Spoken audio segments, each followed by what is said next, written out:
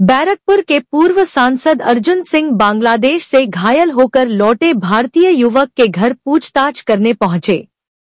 आपको बता दें कि 3 दिसंबर के रोज बैरकपुर के पूर्व सांसद अर्जुन सिंह बांग्लादेश से घायल होकर लौटे भारतीय युवक के घर पूछताछ करने पहुंचे और उनका अनुभव सुना। बैरकपुर के पूर्व सांसद अर्जुन सिंह कहा कि इस बारे में संसद में बात करने से भी कोई समाधान नहीं निकलेगा। मैं प्रधानमंत्री से अपील करूंगा कि बांग्लादेश में जहां हिंदू बहुल इलाके हैं वहां सुरक्षा दी जाए ताकि आने वाले दिनों में इस तरह की समस्या फिर दोबारा नहीं होने पाए।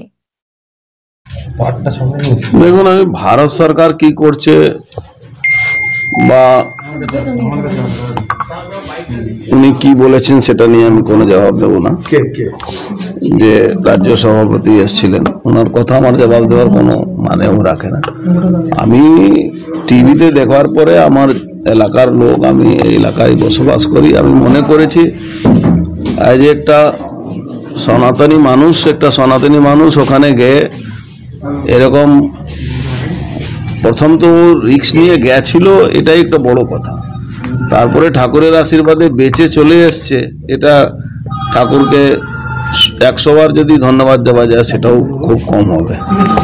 কেন যে ভয়াবহ পরিস্থিতি নিয়েও কথা বলছে, যে এ ধরনের ওর সঙ্গে হয়েছে, ওর বন্ধু হয়তো ইসলাম ধর্মের লোক, কিন্তু ওকে বাঁচাবার চেষ্টা করেছে। আমি তাকেও ধন্যবাদ জানাবো। কেউ একজন মানুষ হলেও চেষ্টা করেছিল ওকে বাঁচাবার জন্য, হ্যাঁ, মানবতা দেখিয়েছে। কিন্তু অ্যাকচুয়ালি মানবতা দেখাবার জায়গা আর নেই ওখানে। বাংলাদেশে মানবতা বলে ওখানে কোনো শব্দ নেই, হিউম্যান রাইটস বলে কোনো শব্দ নেই। যেখানে স্টিচ করাবার জন্যে মানে যতই শত্রু হোক, ভারতবর্ষে এমন কোথাও ঘটনা ঘটবে না कि शत्रु হলেও যদি উন্ডেড আছে তাকে হসপিটালে নিয়ে যেতে স্টিচ করতে দেবে না, হসপিটাল ঘোরাবে। এই ধরনের মানসিকভাবে ওখানকার মানুষ বিকৃত হয়ে গেছে। এই মানসিকভাবে যারা বিকৃত হয়ে যায় তাদেরকে সোজা ভাষায় বোঝালে কিচ্ছু হবে না। এবার এই ভাষাটা কি হবে সেটা যে লেভেলের ব্যাপার আছে সে লেভেল তো আমাদের নয়। দেশ কি ভাবছে, আমাদের দেশ ওখানকার সনাতনী হিন্দুদেরকে বাঁচাতে পারবে কি পারবে না, কি ধরনের চেষ্টা করছে, সবটাই আমাদের কাছে জানা নেই কিছুটা। গতকাল পেট্রাপোলে আপনারা মিটিং করলেন। দেখুন, আমরা পেট্রাপোলে মিটিং করে একটা যে সামাজিকভাবে কূটনীতিকভাবে একটা বাংলাদেশ সরকার উপরে প্রেসার দেওয়ার একটা চেষ্টা চলছে। আমরা 24 ঘন্টার জন্য যে এই দেশ থেকে ওই দেশে জিনিসপত্র যায় সেটা বন্ধও করিয়ে দিয়েছিলাম। আমরা সব রকম চেষ্টা করছি, কিন্তু একটা আন্তর্রাষ্ট্রীয় ম্যাটার হয়ে গেছে। সেখানে খুব বড় লেভেল চিন্তা ভাবনা না করলে ওখানে সনাতন ধর্মের মানুষ বাঁচতে পারবে না। ইভেন যে কথাটা সায়ন বলছিল কি যে ছেলেটা যে ওর বন্ধু ছিল, মুসলিম ছিল, তার বাড়িতেও গেছিল, তারা চেষ্টা করেছে তাদেরকেও ওরা এমন পরিস্থিতি করে যে তাদেরকেও মারধর করবে। ইন্ডিয়ান হিন্দু বলে না, যেহেতু ওর বাড়িতে গেছিল একজন মুসলমান, কেন ওকে ডেকেছে এইটা নিয়ে ওর উপরে ক্ষোভ ছিল ওদের। এটা খুব বাজে মানে পরিস্থিতি হয়ে গেছে। তার আজকে প্রমাণও দেখলাম আমরা,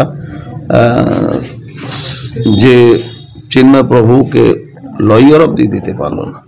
তাহলে কি আমরা সেই যাদবের জায়গা পৌঁছে যাচ্ছি যে পাকিস্তানের একজন আমাদের দেশের নাগরিককে চোর হিসাবে ওখানে ইরান থেকে তুলে নিয়ে বলছে আমার পাকিস্তানে ঘুরছিল, তখন ইন্টারন্যাশনাল কোর্ট ওকে ফাঁসি দিয়ে দিয়েছিল ইন্টারন্যাশনাল কোর্ট।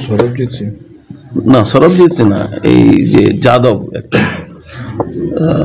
তো এই জায়গাটা একটা খুব উপায় কি আছে বাংলাদেশে, কি করা উচিত? দেখুন, বাংলাদেশের প্রথম তো আমাদের পশ্চিমবাংলা কি হয়ে গেছে, সব ব্যাপারটাই সত্যি কথা লোক বলতে চাইছে না। এটা গভর্নমেন্টকে সত্যি কথা যেটা বলা উচিত ছিল কি ভাই তুমি আমার যে বাংলার পশ্চিমবাংলার ছেলে বা লোক ওখানে আছে তারা যদি আমাদের দেশে ইমিডিয়েট ফেরত নিয়ে আসার ব্যবস্থা করা, গভর্নমেন্টের উপরে প্রেশার দেওয়া। একটা কোনো না কোনোভাবে এমন পরিস্থিতি হচ্ছে কি আমি কাউকে খুশি করার জন্য এই জায়গাটা একটা খুব মারাত্মক জায়গা চলে গেছে। আমি খুশি করার জন্য কিছু বলছি না। দাদা বেলগড়িয়া থানাতে সায়ন ঘোষ 30 তারিখে অভিযোগ দায়ের করলো, 2 তারিখে তার জিডি নেওয়া হলো, তাকে জিডির কপি দেওয়া হলো, কি বলবেন? দেখুন যে পরিস্থিতি বাংলাদেশে হয়েছে সেই পরিস্থিতি পশ্চিমবাংলাও আস্তে আস্তে হচ্ছে। এখানেও আপনি জানেন 2 বছর আগে 3 বছর হয়ে গেল মনীষ শুক্লা মার্ডার হয়ে একটা লয়ার দাঁড়ায় না। এখানে ব্যারাকপুর কোর্টে ট্রায়ালের জন্য একটা লয়ার পাওয়া যায় না।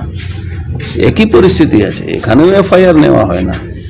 আমার ওই পৃথ্বীরাজ আছে এখানে বসে আছে, এর সঙ্গে যখন ঘটনা ঘটেছিল একটা ভিডিও পোস্ট করেছিল, সত্যি ঘটনা, একটা ক্রিমিনালের ব্যাপারে ভিডিও পোস্ট করেছে, তার জন্য ওকে বারবার পুলিশ ডাকছে। আরে ভাই তুমি আমাকে কেন ডাকছো? আমি তো প্রমাণ দিয়েছি, মানুষ দেখেছে, তোমরাও দেখেছো, মিডিয়াও দেখেছে, প্রশাসনও দেখছে, তার জন্য ওকে বারবার ডাকে। আমি ওর বাড়িতে গিয়েছিলাম, আমি বললাম যদি এবার বলে কি কোন সূত্র ছিল, আমি বললাম বলবে অর্জুন সিং আমাকে দিয়েছে।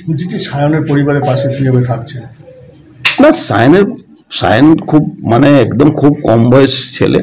আমি তার পরিবারের কাছে আমি বলবো ঠাকুরের আশীর্বাদ ওনার ছেলে ফিরে এসছে।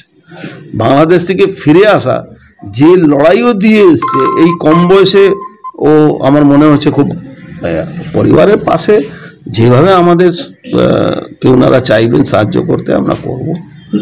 আমরা একটা জিনিস নিশ্চয়ই বলবো কি কোনো আপনাদের মাধ্যমে কোনো ভারতবর্ষের মানুষকে এখন বাংলাদেশ যাওয়া উচিত না, কোনো মানুষ যাতে না যায়। পার্লামেন্টে কি আপনারা এটাকে তোলানোর কোনো ব্যবস্থা করবেন? দেখুন পার্লামেন্ট আজকেও আলোচনা হচ্ছে, পার্লামেন্টে আলোচনা হলেই সবকিছু সলভ হবে এটা কোনো ব্যাপার না, আলোচনা হলেই সবকিছু মিটে যাবে এটা ব্যাপার না। এটা খুব বড় লেভেলের ব্যাপার। একটা দেশের থেকে যুদ্ধের পরিস্থিতি চলে যাচ্ছে। হিন্দুদেরকে যদি বাঁচাতে হলে তাহলে তো ওই রাস্তায় যেতে হবে। আমি তো কালকে না, এটা খুব বড় লেভেলের ব্যাপার। একটা দেশের থেকে যুদ্ধের পরিস্থিতি চলে যাচ্ছে। হিন্দুদেরকে যদি বাঁচাতে হলে তাহলে তো ওই রাস্তায় যেতে হবে। আমি তো কালকে বলেছি এতে कि मोदी जी কাছে আমরা আবেদন রাখবো কি ওখানে যারা হিন্দু বাউল এলাকা আছে তাকে দরকার হলে সেনাবাহিনী দিয়ে অ্যাটাক করে একটা নতুন হিন্দু রাষ্ট্র ওখানে সনাতনীদের একটা রাষ্ট্র করে দেওয়া উচিত।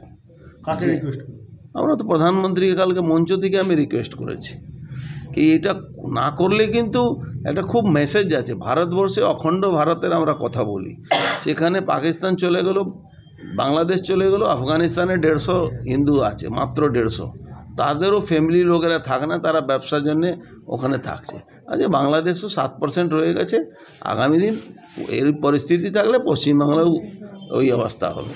দাদা আমাদের যে বাংলাদেশ দূতাবাস আছে সেখানে রিসিভ পর্যন্ত করে দিল না, একটা অভিযোগ জানাচ্ছে। দেখুন ওরা মানুষ না, ওরা জানোয়ার হয়ে গেছে। একবার জানোয়ার যে হয়ে যায় সে তার থেকে কোনো জিনিস আপনি আশা রাখা উচিত না। ওরা জানোয়ার হয়ে গেছে।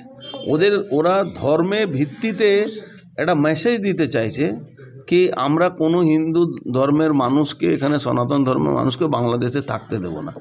আমার খুব সন্দেহ আছে আমাদের চিন্ময় প্রভু প্রাণ নিয়ে যে কোনো মুহূর্তে তারা জেলের মধ্যে যেভাবে ক্রিমিনালদেরকে ছেড়ে দিচ্ছে, যেভাবে ক্রিমিনালদেরকে করে দিচ্ছে, যে কোনো মুহূর্তে যে কোনো ঘটনা ঘটাতে পারে। আশঙ্কা। আমি তো সবার আগে একজন ভারতীয়, না আমি কংগ্রেসি না আমি বিজেপি, সবার একজন ভারতীয়। আমাদের ভারতের নেতা রাষ্ট্রী আমাদের বড় ভাই অর্জুন সিং, আমাদের কংগ্রেসের রাজ্যপাল তিনি সবাই মিলে আমাকে সাহস দিয়েছেন, আমাকে আশ্বাস দিয়েছেন। আশা করি আমার পাশে ভারতের সমস্ত নাগরিকরা থাকবেন। এমনকি আমি এটা কোনো পার্টি বা কোনো রকম আমি এটা জড়াতে চাইছি না। আমি শুধু চাইছি যেন আমার পাশে সম্পূর্ণ দেশ থাকে এবং দোষীদের শাস্তির জন্য সাহায্য করে।